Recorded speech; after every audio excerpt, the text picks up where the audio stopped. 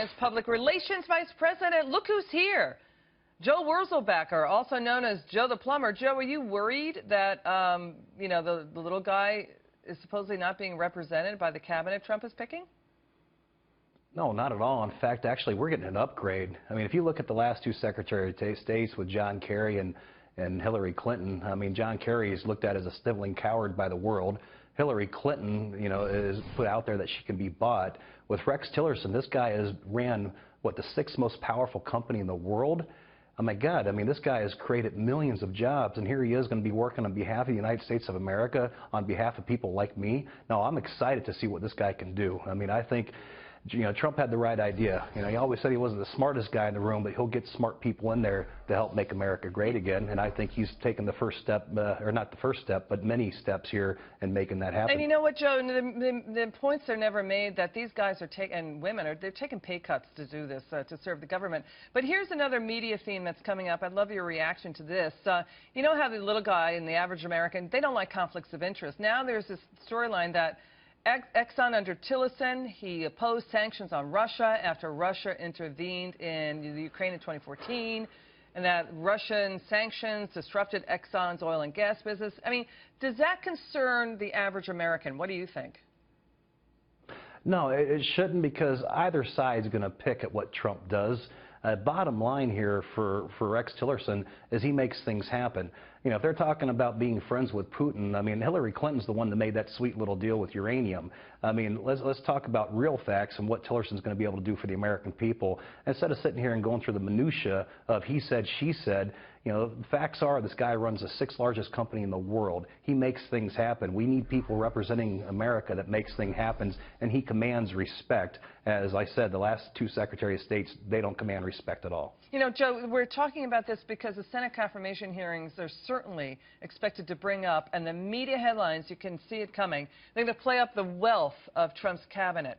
Here are some of the headlines already, Joe. I'd love your reaction to this. The LA Times, Trump to preside over the richest cabinet in U.S. history. And this one comes from the Chicago Tribune. Donald Trump's cabinet would be the wealthiest in modern history. And this one is from CNN Money. Trump's ultra-rich cabinet could save big with the tax law. Now, do you see wealthy people in President-elect Trump's cabinet as a good thing or a bad thing? Well, most Americans want to be rich. They want to be wealthy. They want to be able to buy things, purchase things, not worried about how they're going to pay their bills.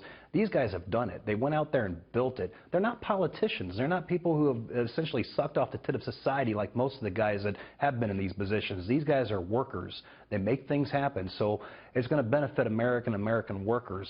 Bottom line, the Democrats are going to have to fight job creation over the next 4 years because, quite frankly, a job equals less Democrat votes. So, no, this is a good thing for America. Yeah, let's talk about jobs.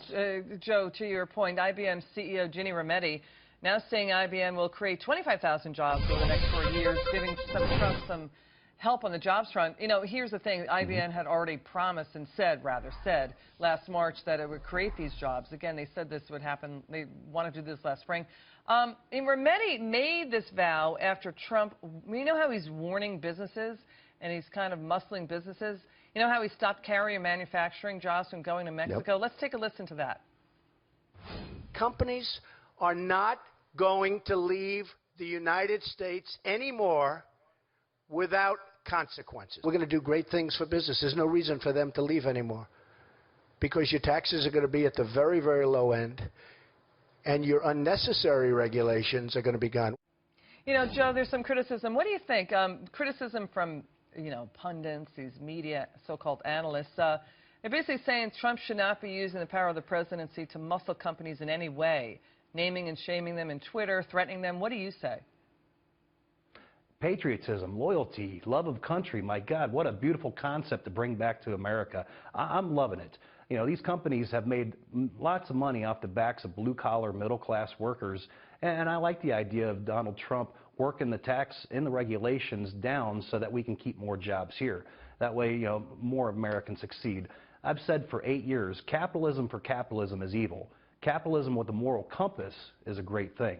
And that's what I think Donald Trump is working towards. You know, I'm speaking to a lot of heads of businesses, and they've had orders sitting for 5 years out in the wings, and they're afraid to move them. Well, now they're actually getting those orders placed, and they're moving because they have confidence in what Donald Trump is doing. So, you know, what he's doing seems to really encourage a lot of people, a lot of entrepreneurs. So far, I've given Donald Trump an A in moving forward with what he's doing. Okay, Joe Wurzelbacher, thank you so much for your time, sir. Come back on the show. We love having you.